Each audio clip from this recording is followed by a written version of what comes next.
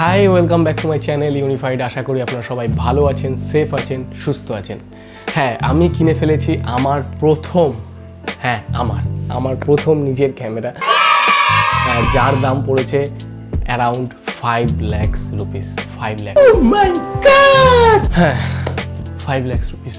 হ্যাঁ, তবে ইনভেস্টমেন্টটা আমার মনে হয় যে যথাযথ, এবং এই ব্যাপারে আমি আপনাদের সাথে ডিসকাস করব এই ক্যামেরাটা কি এবং কেন এর এত দাম, এবং আমি এই চ্যানেলে যে ইনভেস্টমেন্টটা করেছি সেটা আমার কাজের ক্ষেত্রে এটা কি ইনভেস্টমেন্টটা ঠিক হয়েছে কি না সেটাও আপনাদের সাথে শেয়ার করব, এবং তার সাথে এটাও বলবো যে এটা আমি ইউটিউবের টাকা থেকে কিনেছি কিনা সেটাও বলবো।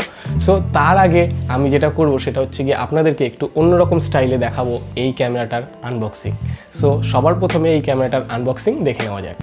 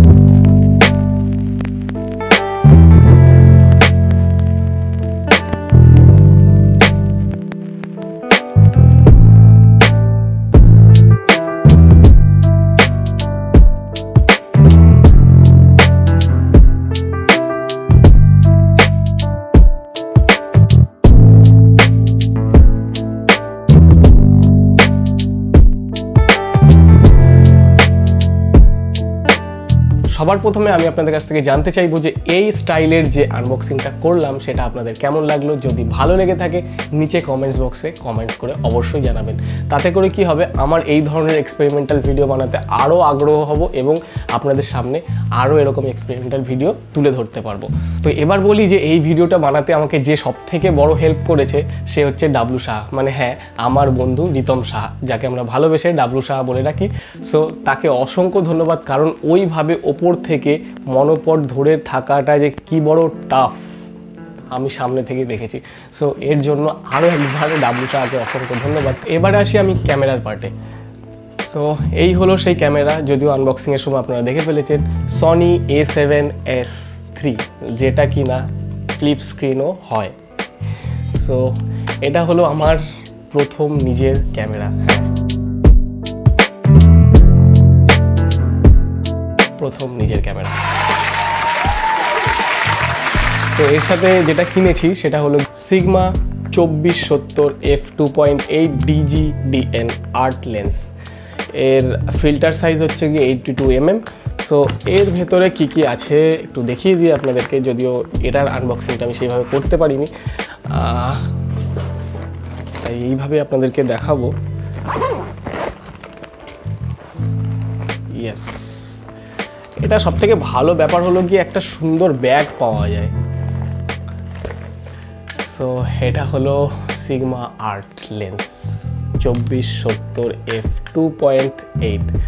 সো এটার দাম পড়েছে 1 লাখ টাকা, যদিও লকডাউনের আগে এর দাম ছিল 88 to 92,000 রুপিসের মধ্যে, বাট লকডাউনের পরে এর দাম অনেকটাই বেড়ে গেছে। সো এর সাথে সাথে এই যে ক্যামেরাটা কিনেছি এই ক্যামেরাটার দাম নিয়েছে 3 লাখ টাকা। তো এবারে আমি যেটা করব সেটা হলো গিয়ে এই A7S3-র সাথে আমি এই লেন্সটা লাগাবো, এবং এই যে গোপ্রো হিরো 7 ব্ল্যাক দিয়ে আমি এখন শ্যুট করছি, সো এটাকে রিপ্লেস করে আমি এই ক্যামেরাটাকে এখানটায় মাউন্ট করব এবং দেখব যে কোয়ালিটিটা কত ভালো পাওয়া যায়, এবং বাকি যে কথাবার্তা হবে সেটা হবে এই A7S3 দিয়ে। ইয়েস, বাকি কথাবার্তা আমি এই ক্যামেরাতেই শ্যুট করব। So let's go.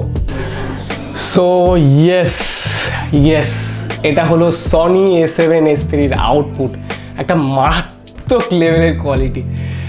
সো এবারে মনে হচ্ছে যে কোয়ালিটি দেখে টাকাটার দুঃখটা একটু ভোলা গেছে। সো কিচ্ছু বলার নেই, মারাত্মক লেভেলের আউটপুট। সো এবারে আসি আমি বাকি কথাগুলোতে। এখন এই মুহূর্তে যে এত বড় টাকা একটা ইনভেস্টমেন্ট করেছি সেটা কি আমার পক্ষে ঠিক হয়েছে কি না। সো সবার প্রথমে আসি যে এই ইনভেস্টমেন্টটা আমি কেন করলাম। এই ইনভেস্টমেন্টটা করার পেছনে আমার যে রিজন সেটা হলো গিয়ে আমি যেহেতু ফিল্ম ইন্ডাস্ট্রিতে বেশ কিছু ওয়েব সিরিজ, মিউজিক ভিডিও এবং শর্ট ফিল্মের কাজ কন্টিনিউ করে থাকি। সো সেখানে আমি মনে করলাম যে সেখানে আমি যদি এই ক্যামেরাটাকে রেন্টে দিই সেখান থেকে আমার ভাড়াটা উঠে আসবে, এবং সব থেকে বড় যে উদ্দেশ্য যে আমার ইউটিউব চ্যানেলের যে ভিডিওগুলো বানাচ্ছি তো কোয়ালিটিগুলো আমার দিন দিন যাচ্ছে, কিন্তু আমার মনে হচ্ছে স্যাটিসফাইড নেই। মানে ড্রোনের ব্যাপারে বলছি না, বাকি আউটপুটগুলো যে গ্রাউন্ড থেকে যেই আমি শটগুলো নিচ্ছি, তো এখানে একটা বড় আপগ্রেডেশনের দরকার ছিল। সো তার কারণে আমি এই ক্যামেরাটা ইনভেস্ট করেছি। সো আমার বাকি কাজগুলো থেকে এই ক্যামেরার টাকাটা উঠে এলো এবং ইউটিউবের কোয়ালিটিটাও আপগ্রেড হলো। এই 5 লাখ টাকা শুধু এই ক্যামেরা এবং লেন্সের পেছনে আমি খরচা করিনি, এর সাথে যেগুলো কিনেছি সেটা হচ্ছে কি এই ড্রাই ক্যাবিনেট, লেন্স এবং ক্যামেরাটাকে ভালো রাখার জন্য। তার পাশাপাশি আমি কিনেছি এই ক্যামেরা কেজ। সো এটার হ্যান্ডেলটাকে আমি অর্ডার করেছি। সো আপনারা যদি এটার ব্যাপারে পুরো ভিডিওটা একটা আলাদা করে মানে মনে হয় যে আমি করব, তাহলে নিচে কমেন্টস করে জানাবেন। এবং তার পাশাপাশি আমি যেটা কিনেছি সেটা হলো গিয়ে এই ট্রাইপডটা। এই ট্রাইপডটা একটা বড় অ্যাডভান্টেজ আছে, যেটা ট্রাইপডটা মনোপড হয়, তার উপরে এটাকে যদি আমি চাই এরকম লম্বা করে মানে এরকম রাখতে পারি, যেখানে ক্যামেরাটা এইখানটায় ঝুলিয়ে দিতে পারি। সো প্রোডাক্ট শোয়ের জন্য এই ট্রাইপডটা একদম বেস্ট। এটা যদি আমার কাছে আগে থাকতো তাহলে এর যে আমি আনবক্সিং ভিডিওটা করলাম সেখানে ডাব্লুকে এত কষ্ট করে ধরে থাকতে হতো না, এবং মাঝে মধ্যে যে ব্যাপারটা হয়েছে হালকা জার্ক এসেছে তো সেটাও আসতো না। সো তার পাশাপাশি আমি যেটা কিনেছি একটা ভালো এসডি কার্ড, এক্সট্রা ব্যাটারিজ, আরও বেশ কিছু জিনিস, ইউভি ফিল্টার থেকে শুরু করে এনডি ফিল্টার, অনেক কিছু আমাকে কিনতে হয়েছে। তো সব মিলিয়েই এই 5 লাখ টাকা খরচা আমার হয়েছে। এবারে আমি আসি পরের পয়েন্টে, এই ক্যামেরাটি কি আমি ইউটিউবের টাকা থেকে কিনেছি? অ্যান্সার হলো একদমই নয়। সো এই ক্যামেরাটি আমি কিনেছি বাজাজ ফিনান্সের থেকে পার্সোনাল লোন নিয়ে। সো এটাই হলো ফ্যাক্ট। আপনারা শুনলে হয়তো হাসবেন, যেহেতু ইউটিউব মনিটাইজ হয়েছে প্রায় 7-8 মাস আগে আমার এই চ্যানেলটি মনিটাইজ হয়েছে, বাট আমি এখান থেকে কিছুই এখনো পর্যন্ত আর্ন করতে পারিনি। হ্যাঁ, কিছুই আর্ন করতে পারিনি, কোনো কারণে হয়তো শেয়ার হচ্ছে না, মানুষের কাছে গিয়ে পৌঁছচ্ছে না, যার কারণে আমার আর্নিং এখনো পর্যন্ত $100 হয়ে পারেনি। তো আপনারা প্লিজ যদি একটু সাপোর্ট করেন, আমার হয়তো ইউটিউব থেকেও টাকা আসা শুরু হবে। কিন্তু হ্যাঁ, একটা কথা আমি অবশ্যই বলবো যে আমি আর্ন করেছি, সেটা হচ্ছে আপনাদের ভালোবাসা, এবং বেশ কিছুটা টাকা আমি আর্ন করতে পেরেছি। সেটা হচ্ছে গিয়ে আমার ইউটিউবে বেশ কিছু ভিডিও আছে, ড্রোনের ফুটেজ আছে, সেই ফুটেজগুলো আমি বিভিন্ন মানুষকে আমি এই ফুটেজ ইউজ করার লাইসেন্সটা দেওয়ার জন্য তাদের কাছ থেকে আমি বেশ কিছু টাকা আমি আর্ন করেছি। সেটা ইভেন ইন্ডিয়া নয়, বাইরের দেশ থেকেও বেশ কিছু লোককে আমি বারাণসীর যে ড্রোন ফুটেজ আছে সেই ফুটেজগুলো আমি সেল করেছি। সো এইভাবেই চলছে প্রসেস, এবং আমার ওয়েবসাইট রয়েছে, নতুন লঞ্চ করেছি, এবং সেই ওয়েবসাইটেও আমি এই ড্রোনের স্টকগুলো আপলোড করছি। ইন ফিউচার আমি চেষ্টা করব যে ড্রোনের স্টকের জন্য আমি আলাদা একটা চ্যানেল খুলবো, সেখানে প্রতিনিয়ত আমি ড্রোনের স্টকগুলো আমি আপলোড করতে থাকবো।